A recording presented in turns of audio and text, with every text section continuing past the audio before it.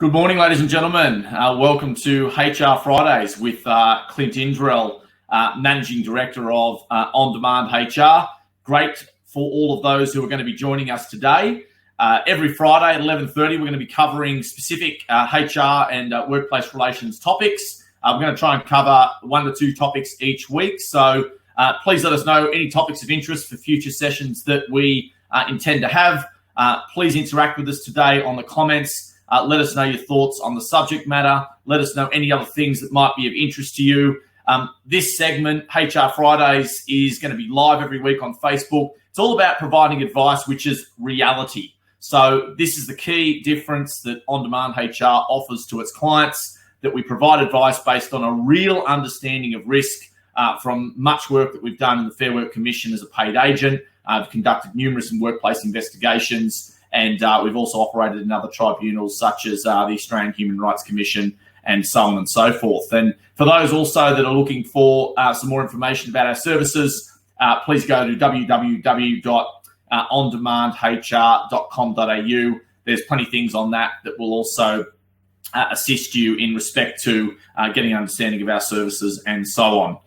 All right, so look, without further ado, we're going to get into today's subjects. So basically, as you can see there, HR Fridays, live 11:30 each week, weekly tips, tricks, and hacks with myself, Clint, Managing Director of On Demand HR. Okay, so without further ado, we're going to get into today's presentation.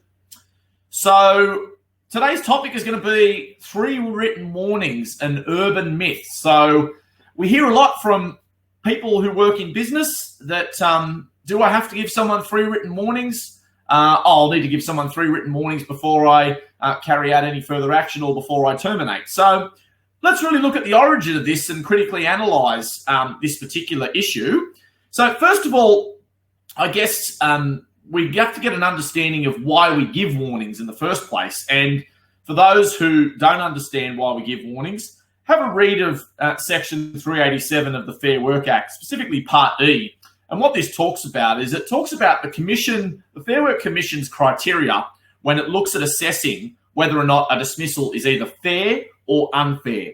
And Section 387E talks about that if the dismissal relates to unsatisfactory performance by the person, whether the person had been warned about that unsatisfactory performance before the dismissal. So I'm going to pick up on a couple of key words in that particular section of the Act. First of all, it talks about unsatisfactory performance. So this is very much focused on the performance side of things more than anything else. And also whether that person had been warned. So it doesn't actually talk about the number of warnings. And from that particular sentence, I make 2 observations. And the first observation is that whether a person had been warned or not suggests that there can be situations where, we could terminate someone for poor performance after 1 warning. Now, that's not always going to be the case, but certainly will sometimes be the case. And we'll get into in a moment what sort of situations might be appropriate for where 1 written warning may be enough, provided that it's properly structured, and that might lead us to a termination conclusion.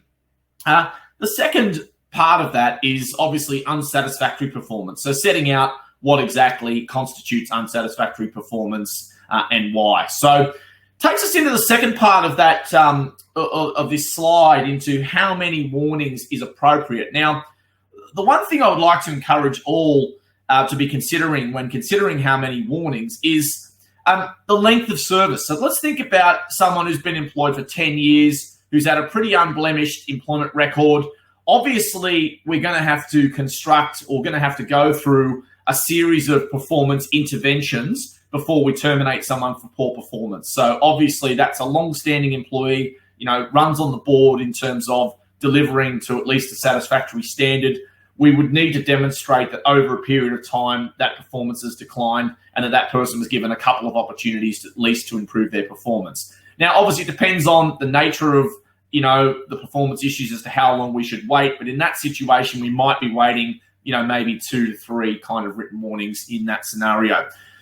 In a situation, however, where we've got someone who's only been employed for, let's say, a little bit more than the minimum employment period for unfair dismissal, which is 6 months for most businesses, we might be looking at simply one written warning. And I'll give you a scenario. Let's say we've got a sales representative who's been employed for, let's say, 8 months, so just above the minimum employment period, and they're not delivering their results. They're not meeting their call obligations. They're not calling on customers as they should be. They're not making enough phone calls. They're not attending enough visits, not making enough, not generating enough sales activity more generally.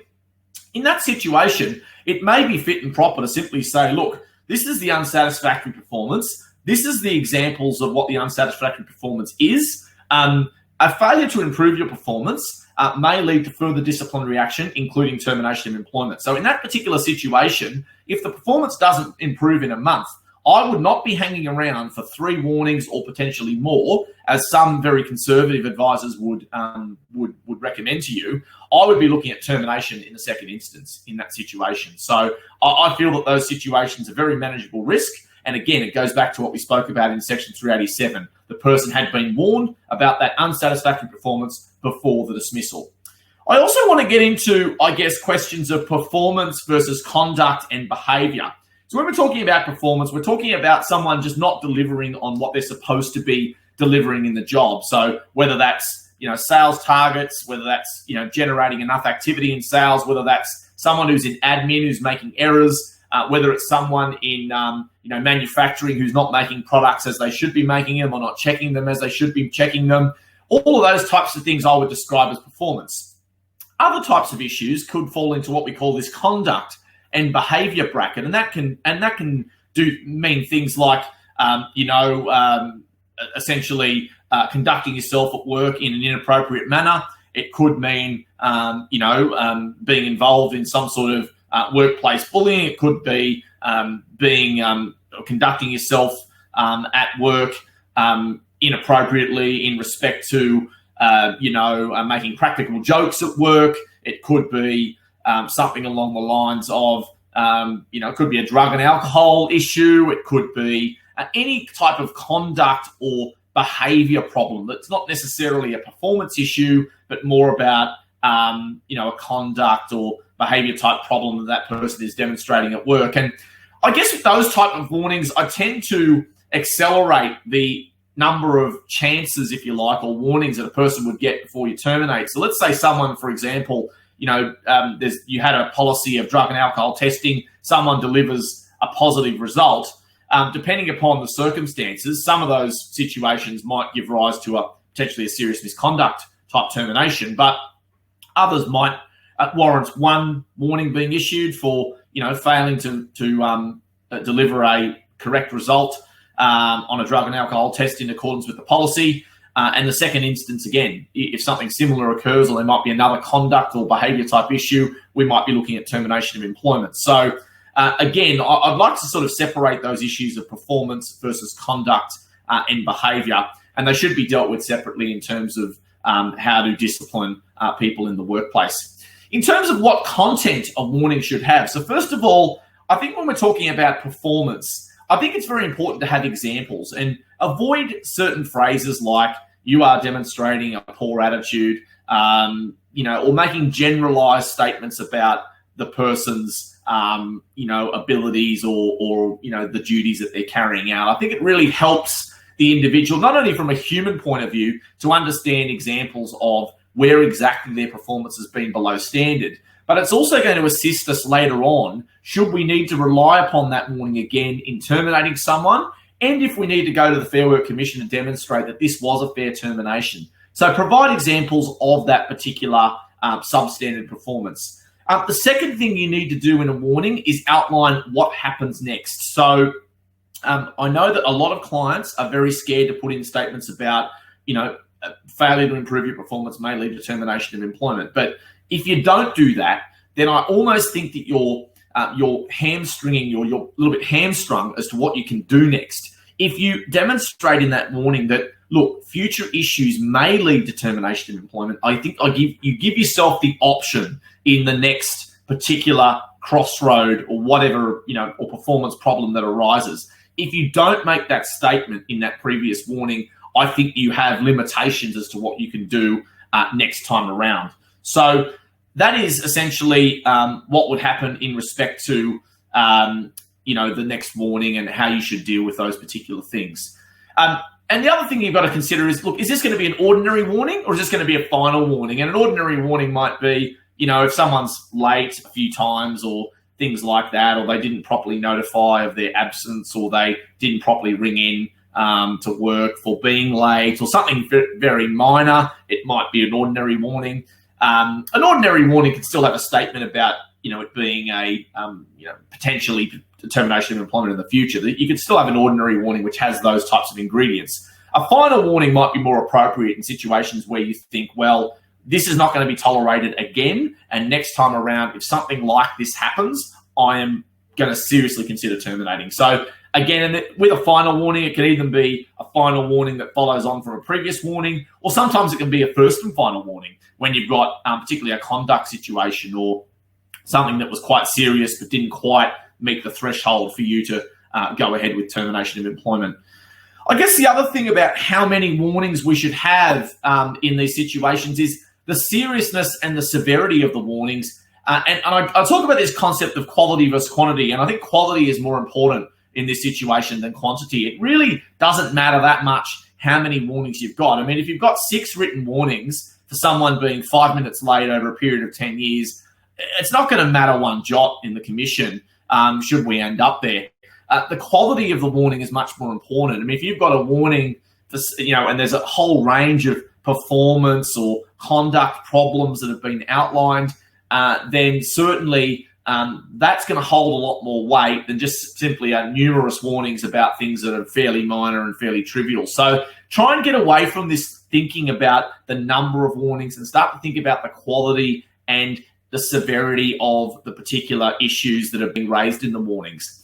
I just want to end with one final point on today's HR Fridays, and that is disciplinary policies, should I have one. And I've unfortunately seen a number of horror stories of HR practitioners, particularly ones that don't have a great understanding of IR, writing disciplinary policies which are really extensive and talk about all the various steps that are going to occur prior to termination. And I would encourage all of you away from doing things like that, because the Fair Work Act already has its criteria in respect to, what constitutes a fair and unfair termination as contemplated within various sections of the Act.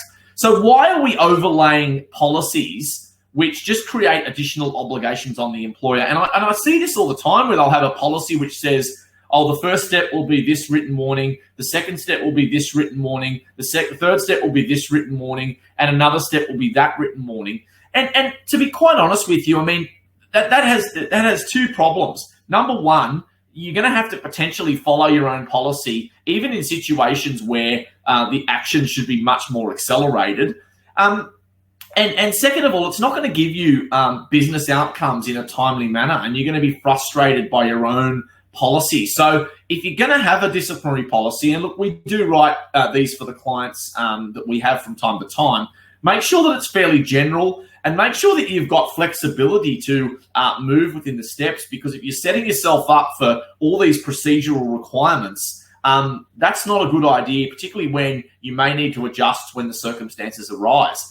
Don't make any commitments in your disciplinary policy as to what, as a business, you're going to do, what information you're going to give the employee. Now, sure, give them examples, but don't commit to putting that in your policy. There might be situations where, you may do certain things in practical, but there's no need for you to commit to them in advance. Deal with the issues as they arise and determine your action as these things arise also. Look, I'm just going to leave it at there for today. So really, thank you very much for your time on this first HR Fridays with On Demand HR. Once again, my name is Clint, Managing Director. If you've got any questions about the content that we've raised today, please feel free to leave it in the comments box. You can visit our website, www.ondemandhr.com.au. And just finally, we'll be back again next Friday. So let us know any topics that would be of interest to you. We'll be more than happy to put together some content and present that to you accordingly. Thanks again, and it's goodbye for now.